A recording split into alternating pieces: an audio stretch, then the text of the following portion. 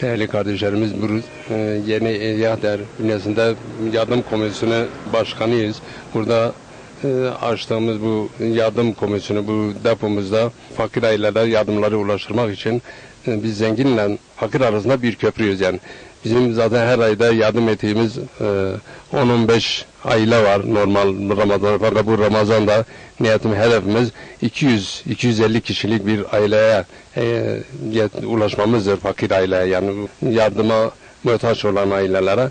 Biz işte bu yardımı ulaştırmak için zengin kardeşlerimizden, duyarlı insanlarımızdan, mütedeyyin insanlardan yardım bekliyoruz. Bu yardımı bize ulaştırırlarsa veyahut da kendileri götürsünler, bizden lise üstüne biz vereceğiz, kendileri ulaştırsınlar. Ulaştırmıyorlarsa biz de yardımcı olmak istiyoruz. Onlara bize ulaşsınlar, onlarla beraber götürüp yardımları ulaştırabiliriz.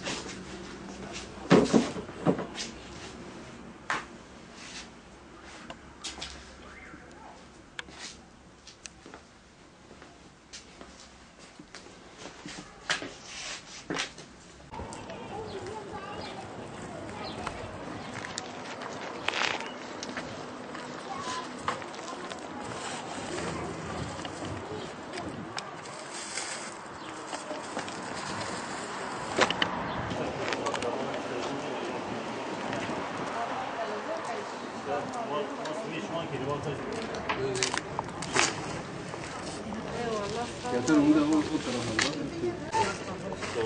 Sağ olun.